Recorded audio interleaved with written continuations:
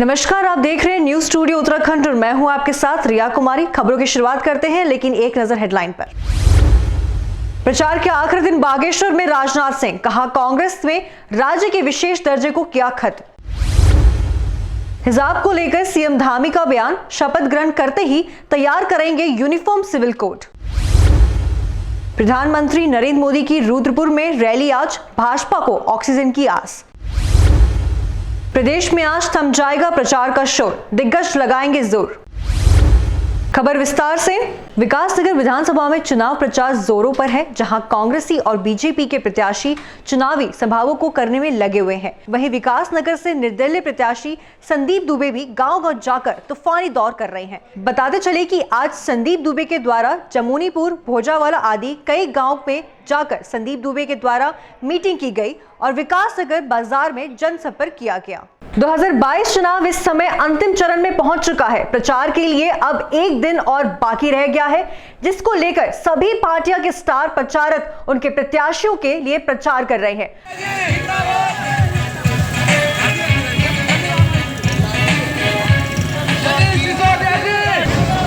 भगवानपुर विधानसभा में आज आम आदमी पार्टी के प्रत्याशी प्रेम सिंह के समर्थन में दिल्ली के उप मुख्यमंत्री मनीष सिसोदिया ने रोड शो करके उनके लिए वोट मांगे। उन्होंने कहा कि पिछले 20 सालों में कांग्रेस और भाजपा ने प्रदेश में कुछ नहीं किया। उन्होंने कहा कि यदि आप कांग्रेस को वोट देंगे तो वो भाजपा की सरकार बनवाने का काम करेंगे, क्योंकि इसके विधायक टूटकर भाजपा में चले जाते हैं। साथ ही उन्होंने कहा कि यदि भाजपा को वोट दोगे तो भाजपा वाले आपको बेरोजगार बनाकर घर बैठाने का काम करेंगे। उन्होंने कहा कि हम उत्तराखंड में शिक्षा, स्वास्थ्य तथा रोजगार देने का काम करेंगे। 5 साल उन्होंने कुछ नहीं किया, स्कूल नहीं बनवाए, अस्पताल नहीं बनवाए, बिजली महंगी कर दी, रोजगार नहीं लगवाए, और वो कह रहे हैं हमें यही सब करने के लिए 5 साल और दे दो। कांग्रेस वाले कह रहे हैं कि हमको बीजेपी की सरकार बनवानी है। अगर आप कांग्रेस को वोट दे दोगे तो बीजेपी को सरकार बनवाते हैं। कांग्रेस के यहाँ आज तक पूरे देश में कांग्रेस की हालत यह हो गई है, पूरे देश में कांग्रेस का केवल एक ही काम रह गया है। जो लोग कांग्रेस को वोट देना चाहते हैं उनकी वोट लेना और उसके बाद बीजेपी की सरकार बनवाना। उनके एमएलए टूट के चले जाते हैं, उनके पार्षद टूट के चले जाते हैं। जिलाधिकारी विनय शंकर पांडे ने आज 35 हरिद्वार ग्रामीण क्षेत्र अंतर्गत लालडंग और आसपास के क्षेत्र और उत्तर प्रदेश की सीमा पर स्थित बॉर्डर चेक पोस्टों का निरीक्षण किया। बॉर्डर पर तैनात सीआरपीएफ, एसएसटी टीमों को बॉर्डर चेक पोस्ट और उत्तराखंड के प्रवेश करने वाले वाहनों की सघन चेकिंग के लिए लगाया गया। मतदान की तिथि नजदीक होने पर उक्त क्षेत्र में स्थित समस्त पोलिंग बूथों पर समस्त आवश्यक वस्तु की पूर्ति कर बूथ कंपार्टमेंट आदि का निर्माण पूर्ण करने की निर्देशित किया गया। उक्त कार्यवाही और निरीक्षण के दौरान जिला अधिकारी हरिद्वार, थाना अध्यक्ष श्यामपुर, संबंधित जनरल मजिस्ट्रेट और सेक्टर मजिस्ट्रेट भी उपस्थित रहे। मसूरी में कांग्रेस पार्टी द्वारा दिल्ली से आई नुक्कड़ नाटक की टीम के माध्यम से लोगों को कांग्रेस को वोट करने की अपील की गई।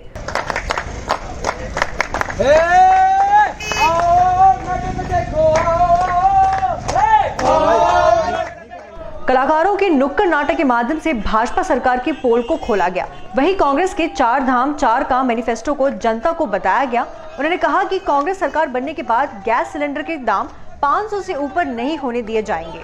वहीं हजारों की संख्या में लोगों को रोजगार से जोड़ा जाएगा। उन्होंने बताया कि 4 धाम 4 काम योजना को लेकर अलग से मंत्रालय बनाया जाएगा। उन्होंने बताया कि लोग बढ़ती महंगाई, भ्रष्टाचार, बेरोजगारी और पहाड़ से हो रहे पलायन को लेकर सरकार, भाजपा की सरकार द्वारा कई काम नहीं किया गया। मात्र 3 मुख्यमंत्री बदलने का काम भाजपा द्वारा किए गए हैं। उन्होंने कहा कि जितनी भी योजनाओं का मुख्यमंत्री पुष्कर सिंह धामी ने घोषणा की गई है, उसमें से धरातल पर एक भी जमीन में नहीं उतरी है। ऐसे में उन्होंने कांग्रेस को वोट करने की अपील की, जिससे कि प्रदेश का विकास हो सके।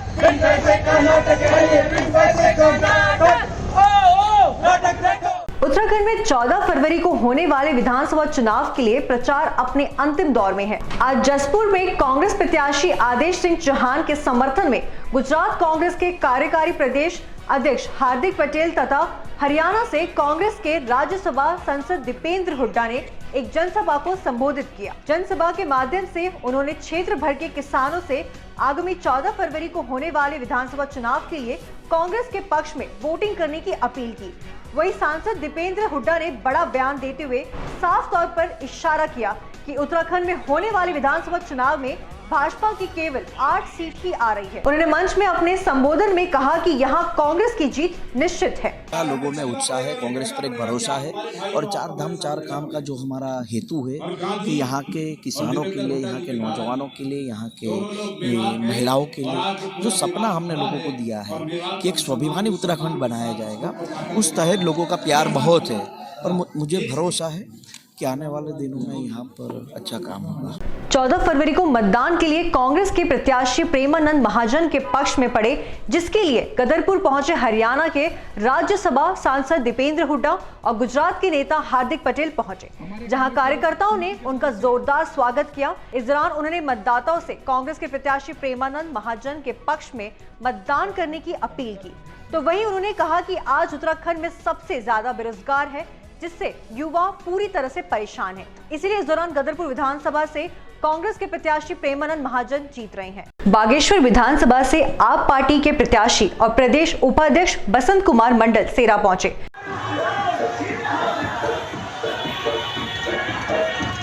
जहां उन्होंने रैली की और साथ ही जनसभा को संबोधित किया। इस दौरान उन्होंने कहा कि भाजपा और कांग्रेस की नीतियों से त्रस्त होकर जनता अब आम आदमी पार्टी को तीसरे विकल्प के रूप में देख रही है।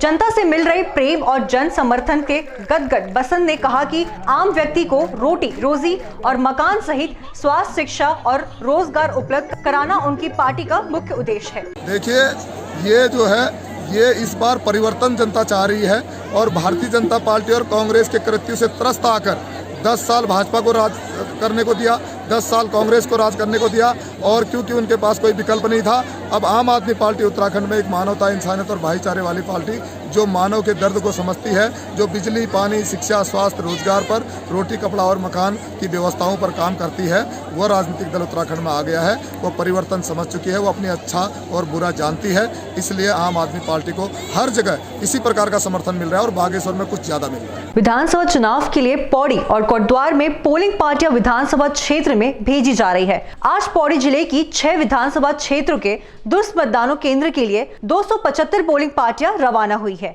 वहीं कल जिले की 6 विधानसभा क्षेत्रों के लिए 662 पोलिंग पार्टियां रवाना होगी। आज 12 फरवरी को हमारे जो दूरस्थ क्षेत्रों में जो मतदेय स्थल है उनके लिए हमारे मतदान दल रवाना हुए हैं। इन सभी मतदेय दलों को हमने कोविड किट दी है, कोविड अप्रोप्रिएट नॉर्म्स के अनुपालन के लिए।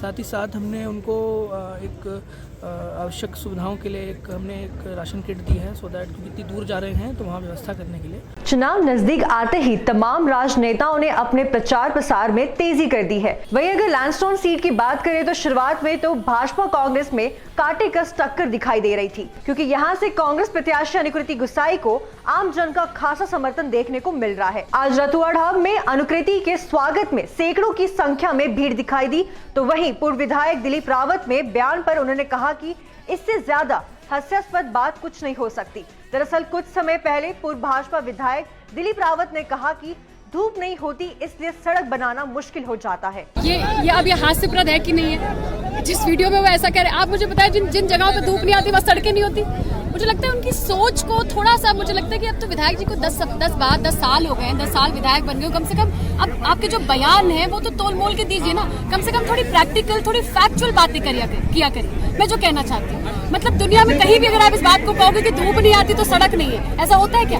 अब मैं इस बात पे अगर आप मुझसे टिप्पणी पूछोगे तो मुझे इस बात पे हंसी आती है। आज की खबर में बस इतना ही। देखते रहिए न्यूज़ स्टूडियो उत्तराखंड।